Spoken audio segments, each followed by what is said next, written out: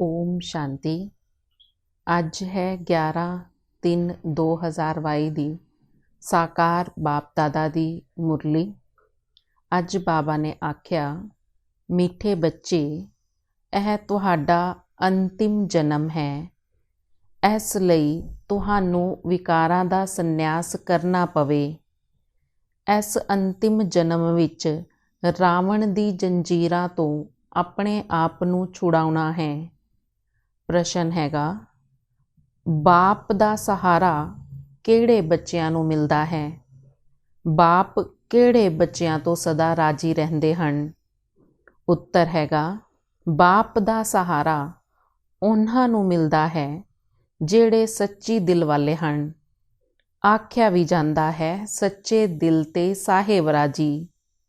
ਜਿਹੜੇ ਬਾਪ ਦੇ ਹਰ ਡਾਇਰੈਕਸ਼ਨ ਨੂੰ ਅਮਲ ਵਿੱਚ ਲਿਆਉਂਦੇ ਹਨ, ਬਾਬਾ ਉਹਨਾਂ ਤੋਂ ਰਾਜੀ ਰਹਿੰਦੇ ਹਨ। ਬਾਪ ਦਾ ਡਾਇਰੈਕਸ਼ਨ ਹੀ ਹੈ, ਬੱਚੇ ਯਾਦ ਵਿੱਚ ਰਹਿ ਕੇ ਪਵਿੱਤਰ ਬਣ ਕੇ ਫਿਰ ਸੇਵਾ ਕਰੋ। ਕਿਸ ਨੂੰ ਵੀ ਰਾਸਤਾ ਬਤਾਉਂਦੇ ਰਹੋ। ਸ਼ੂਦਰਾਂ ਦੇ ਸੰਗ ਤੋਂ ਆਪਣੀ ਸੰਭਾਲ ਕਰਨੀ ਹੈ। ਕਰਮ ਇੰਦਰੀਆਂ ਤੋਂ ਕੋਈ ਵੀ ਬੁਰਾ ਕਰਮ ਨਾ ਹੋਵੇ, ਇਹ ਖਿਆਲ ਰੱਖਣਾ ਹੈ। ਜਿਹੜੇ ਇਨ ਗੱਲਾਂ ਦਾ ਧਿਆਨ ਰੱਖਦੇ ਹਨ, ਧਾਰਨਾ ਕਰਦੇ ਹਨ, ਉਹਨਾਂ ਤੋਂ ਹੀ ਬਾਪ ਰਾਜੀ ਰਹਿੰਦੇ ਹਨ। ਗੀਤ ਹੈਗਾ, ਮੈਨੂੰ ਸਹਾਰਾ ਦੇਣ ਵਾਲੇ। ਓਮ ਸ਼ਾਂਤੀ। ਬੱਚੇ ਇੱਥੇ ਆ ਕੇ ਗਿਆਨ ਸੁਣਦੇ ਹਨ। ਕਿਸ ਦਾ ਗਿਆਨ ਹੈ? ਕੀ ਸ਼ਾਸਤਰਾਂ ਦਾ? ਨਹੀਂ, ਬੱਚੇ ਜਾਣਦੇ ਹਨ ਸ਼ਾਸਤਰਾਂ ਦਾ ਗਿਆਨ ਤਾਂ ਸਾਰੇ ਮਨੁੱਖ ਮਾਤਰ ਲੈਂਦੇ ਨੇ।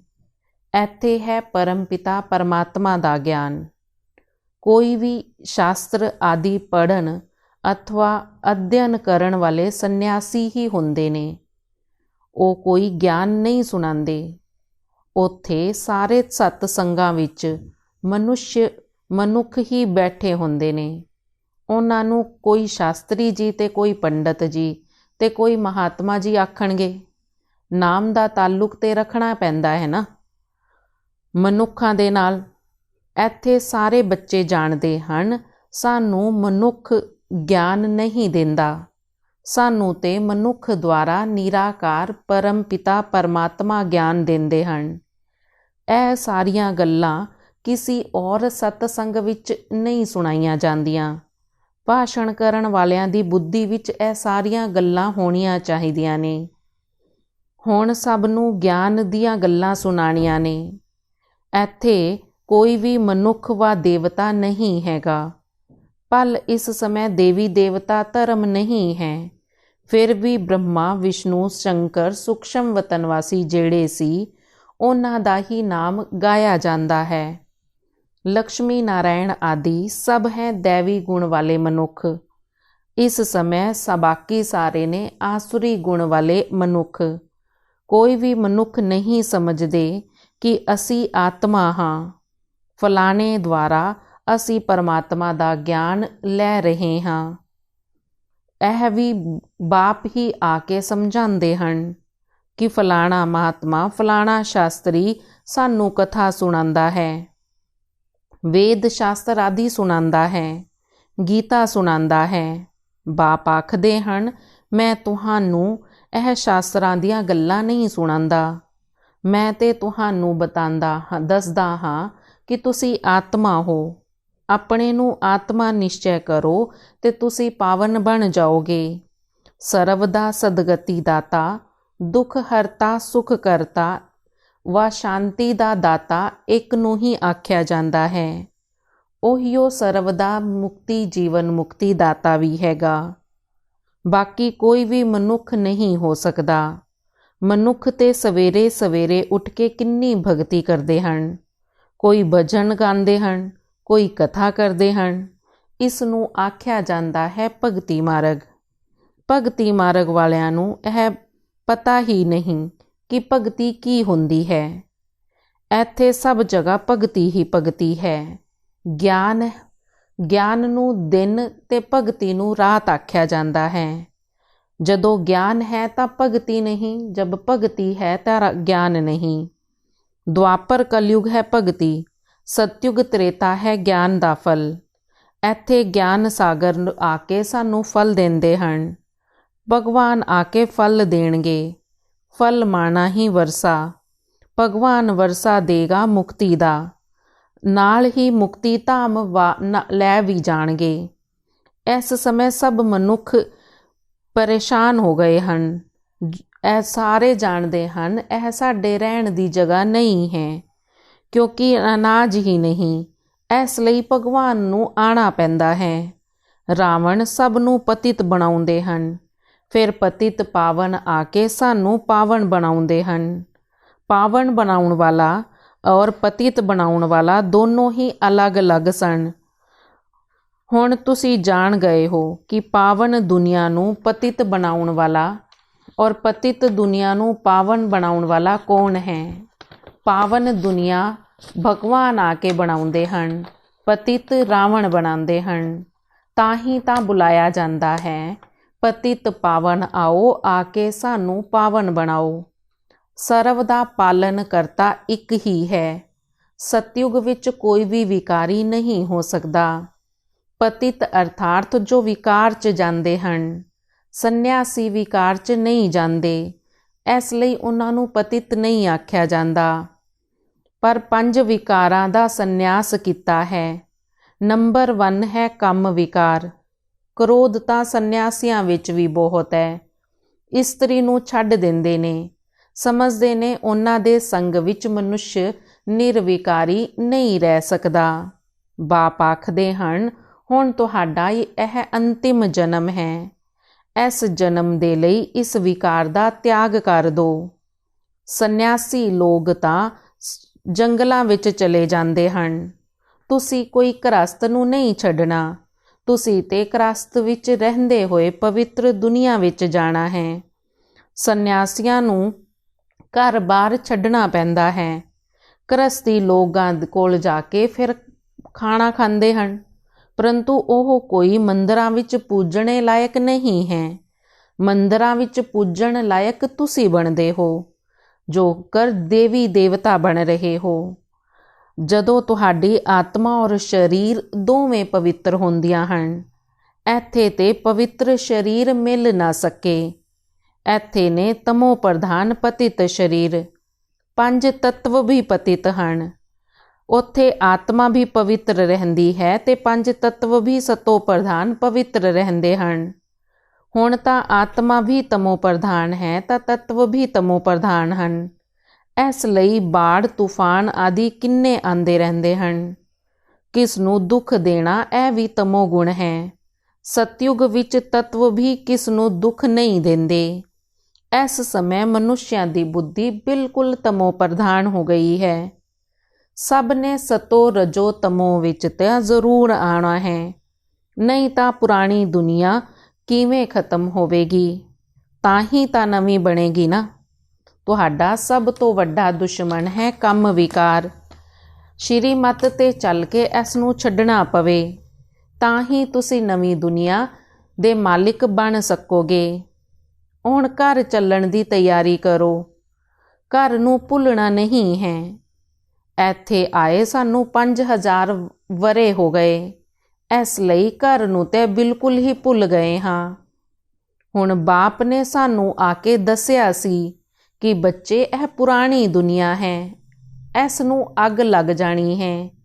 ਕੋਈ ਵੀ ਬਚੇਗਾ ਨਹੀਂ, ਸਭ ਨੇ ਮਰਨਾ ਹੈ। ਇਸ ਲਈ ਇਸ ਸੜੀ ਹੋਈ ਦੁਨੀਆ ਤੇ ਸੜੇ ਹੋਏ ਸਰੀਰਾਂ ਨਾਲ ਪਿਆਰ ਨਾ ਕਰੋ। ਸਰੀਰ ਬਦਲਦੇ ਬਦਲਦੇ 5000 ਵਰ੍ਹੇ ਹੋ ਗਏ। 84 ਵਾਰ ਸਰੀਰ ਬਦਲਿਆ ਹੈ। ਹੁਣ ਬਾਪ ਆਖਦੇ ਹਨ ਤੁਹਾਨੂੰ 84 ਜਨਮ ਪੂਰੇ ਕੀਤੇ। ਹੁਣ ਮੈਂ ਆਇਆ ਹਾਂ। ਤੁਹਾਡਾ ਪਾਰਟ ਪੂਰਾ ਹੋਇਆ ਤੇ ਸਭ ਦਾ ਪੂਰਾ ਹੋਇਆ। ਇਸ ਨੌਲੇਜ ਨੂੰ ਧਾਰਨ ਕਰਨਾ ਹੈ। ਸਾਰੀ ਨੌਲੇਜ ਤੁਹਾਡੀ ਬੁੱਧੀ 'ਚ ਹੋਣੀ ਚਾਹੀਦੀ ਹੈ। ਬਾਪ ਦੁਆਰਾ ਨੌਲੇਜਫੁੱਲ ਬਣਨ ਤੋਂ ਫਿਰ ਸਾਰੇ ਵਿਸ਼ਵ ਦੇ ਮਾਲਿਕ ਬਣ ਜਾਵਾਂਗੇ। ਬਾਪ ਆਖਦੇ ਹਨ ਸ਼੍ਰੀਮਤ ਤੋਂ ਚੱਲੋ ਚਾਹੇ ਨਹੀਂ ਚੱਲੋ, ਪਰ ਕੰਮ ਤੇ ਜੀਤ ਪਾਣੀ ਪਵੇਗੀ। ਔਰ ਸਭ ਤੋਂ ਪਹਿਲੀ ਗੱਲ ਹੈ ਮੈਨੂੰ ਯਾਦ ਕਰੋ। ਇਹ ਪੁਰਾਣਾ ਸਰੀਰ ਹੁਣ ਛੱਡਣਾ ਹੈ। ਹੁਣ ਤੁਸੀਂ ਵਾਪਸ ਘਰ ਜਾਣਾ ਹੈ। ਇਹ ਘਰ ਜਾਣੇ ਦਾ ਸਮਾਂ ਹੈ। ਇਸ ਲਈ ਸੱਚੀ ਕਮਾਈ ਕਰਨੀ ਹੈ। ਛੋਟੇ ਛੋਟੇ ਬੱਚਿਆਂ ਨੂੰ ਵੀ ਥੋੜ੍ਹਾ ਬਹੁਤ ਸਿਖਾਇਆ ਜਾਂਦਾ ਹੈ। ਸ਼ਿਵ ਬਾਬਾ ਨੂੰ ਯਾਦ ਕਰਨ ਨਾਲ ਹੀ ਮਦਦ ਮਿਲੇਗੀ। ਸੱਚੇ ਦਿਲ ਤੇ ਸਾਹਿਬ ਰਾਜ਼ੀ ਹੁੰਦਾ ਹੈ। ਸੱਚੇ ਦਿਲ ਵਾਲੇ ਬੱਚਿਆਂ ਨੂੰ ਹੀ ਬਾਪ ਦਾ ਸਹਾਰਾ ਵੀ ਮਿਲਦਾ ਹੈ। ਹੁਣ ਸਾਰੀ ਦੁਨੀਆ ਵਿੱਚ ਕਿਸੇ ਨੂੰ ਕਿਸੇ ਦਾ ਸਹਾਰਾ ਨਹੀਂ ਮਿਲ ਸਕਦਾ। ਸਹਾਰਾ ਹੁੰਦਾ ਹੈ ਸੁੱਖ ਦੇ ਲਈ। ਇੱਕ ਪਰਮ ਪਿਤਾ ਪਰਮਾਤਮਾ ਦੇ ਸਿਵਾਏ ਕੋਈ ਕਿਸੇ ਨੂੰ ਸੁੱਖ ਦੇ ਨਾ ਸਕੇ। ਤੁਸੀਂ ਸੁੱਖ ਦੀ ਦੁਨੀਆ 'ਚ ਜਾਂਦੇ ਹੋ। ਬਾਕੀ ਸਾਰੀਆਂ ਆਤਮਾਵਾਂ ਸ਼ਾਂਤੀ ਦੇਸ਼ ਵਿੱਚ ਜਾ ਕੇ ਰਹਿੰਦੀਆਂ ਨੇ। ਭਾਰਤ ਸਵਰਗ ਸੀ, ਵਿਸ਼ਵ ਦਾ ਮਾਲਿਕ ਸੀ। ਹੁਣ ਦੇਖੋ ਕਿੰਨੀ ਮਾਰਾਮਾਰੀ ਅਸ਼ਾਂਤੀ ਲੱਗੀ ਪਈ ਏ। ਇਸ ਲਈ ਬਾਪ ਨੂੰ ਆਉਣਾ ਪੈਂਦਾ ਹੈ। ਆ ਕੇ ਰਾਮ ਰਾਜ ਬਣਾਉਂਦੇ ਹਨ। ਜੋ ਭਾਰਤ ਪੂਜਯ ਸੀ ਉਹੀਓ ਭਾਰਤ ਹੁਣ ਪੁਜਾਰੀ ਬਣਿਆ ਹੈ। ਸ਼ਿਵ ਭਗਵਾਨ ਨੂੰ ਵਾਚ ਹੀ ਆਖਿਆ ਜਾਂਦਾ ਹੈ। ਸ਼੍ਰੀ ਕ੍ਰਿਸ਼ਨ ਦੀ ਆਤਮਾ ਅੰਤਿਮ ਜਨਮ ਵਿੱਚ ਇਹ ਸਾਰਾ ਗਿਆਨ ਸੁਣ ਰਹੀ ਹੈ। ਫਿਰ ਕ੍ਰਿਸ਼ਨ ਬਣਦੀ ਹੈ। ਸਵੇਰੇ ਸਵੇਰੇ ਉੱਠ ਕੇ ਇੱਕ ਬਾਪ ਨੂੰ ਯਾਦ ਕਰਨਾ ਹੈ। ਇਹ ਉਹੀਓ ਟਾਈਮ ਹੈ। ਬਹੁਤ ਸੋਹਣਾ ਟਾਈਮ ਹੈ। ਵਾਈਬ੍ਰੇਸ਼ਨ ਵੀ ਸ਼ੁੱਧ ਹੁੰਦੇ ਨੇ। ਜਿਵੇਂ ਆਤਮਾਵਾਂ ਰਾਤੀ ਥੱਕ ਕੇ ਸੋ ਜਾਂਦੀਆਂ ਨੇ, ਉਵੇਂ ਆਤਮਾ ਵੀ ਸਰੀਰ ਤੋਂ ਡਿਟੈਚ ਹੋ ਜਾਂਦੀ ਹੈ। ਇਸ ਲਈ ਸਵੇਰੇ ਸਵੇਰੇ ਉੱਠ ਕੇ ਯਾਦ ਕਰਨ ਦੇ ਲਈ ਆਖਿਆ ਜਾਂਦਾ ਹੈ। ਇਹੀਓ ਕਮਾਈ ਹੈ। ਜਿੰਨਾ ਯਾਦ ਕਰੋਗੇ ਉਨਾ ਵਿਕਰਮਾ ਜੀਤ ਬਣੋਗੇ। ਧਾਰਨਾ ਹੋਵੇਗੀ। ਅੱਛਾ, ਮਿੱਠੇ ਮਿੱਠੇ ਸਿੱਕਿਲ ਦੇ ਬੱਚਿਆਂ ਪ੍ਰਤੀ ਮਾਤ ਪਿਤਾ ਬਾਪ ਦਾਦਾ ਦਾ ਯਾਦ ਪਿਆਰ ਅਤੇ ਗੁੱਡ ਮਾਰਨਿੰਗ। ਰੂਹਾਨੀ ਬਾਪ ਦੀ ਰੂਹਾਨੀ ਬੱਚਿਆਂ ਨੂੰ ਨਮਸਤੇ। ਰੂਹਾਨੀ ਬੱਚਿਆਂ ਦੀ ਰੂਹਾਨੀ ਬਾਪ ਦਾਦਾ ਨੂੰ ਦਿਲ ਵਾ ਜਾਨ ਸਿੱਖ ਵਾ ਪ੍ਰੇਮ ਨਾਲ ਨਮਸਤੇ ਨਮਸਤੇ ਨਮਸਤੇ ਜੀ। ਧਾਰਨਾ ਦੇ ਲਈ ਮੁੱਖ ਸਾਰ ਹੈ। ਇਸ ਸੜੀ ਹੋਈ ਦੁਨੀਆ ਅਤੇ ਸੜੇ ਹੋਏ ਸਰੀਰ ਤੋਂ ਮਮਤਵ ਨਿਕਾਲ ਦੇਣਾ ਹੈ। ਇੱਕ ਬਾਪ ਅਤੇ ਘਰ ਨੂੰ ਯਾਦ ਰੱਖਣਾ ਹੈ। ਸ਼ੂਦਰਾਂ ਦੇ ਸੰਗ ਤੋਂ ਆਪਣੀ ਬਥੇਰੀ ਸੰਭਾਲ ਕਰਨੀ ਹੈ। ਵਿਕਰਮਾ ਜੀਤ ਬਣਨ ਦੇ ਲਈ ਅੰਮ੍ਰਿਤ ਵੇਲੇ ਉੱਠ ਕੇ ਯਾਦ ਵਿੱਚ ਬਹਿਣਾ ਹੈ। ਇਸ ਸਰੀਰ ਤੋਂ ਡਿਟੈਚ ਹੋਣ ਦਾ ਅਭਿਆਸ ਕਰਨਾ ਹੈ।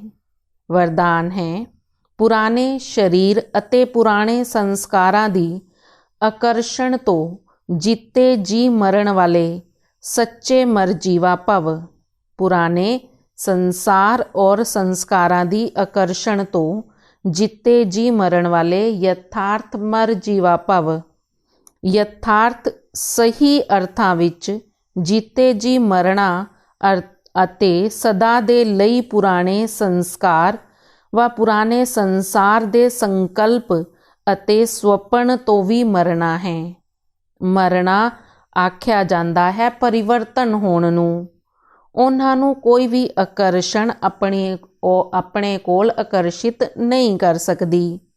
ਉਹ ਕਦੇ ਵੀ ਨਹੀਂ ਆਖਣਗੇ ਕੀ ਕਰੀਏ, ਚਾਹੁੰਦੇ ਨਹੀਂ ਸੀ ਲੇਕਿਨ ਹੋ ਗਿਆ। ਕਈ ਬੱਚੇ ਜਿੰਦੇ ਜੀ ਨਹੀਂ ਮਰੇ, ਫਿਰ ਜਿੰਦਾ ਹੋ ਜਾਂਦੇ ਨੇ। ਰਾਵਣ ਦਾ ਇੱਕ ਸਿਰ ਖਤਮ ਕਰਦੇ ਨੇ ਤੇ ਦੂਜਾ ਆ ਜਾਂਦਾ ਹੈ।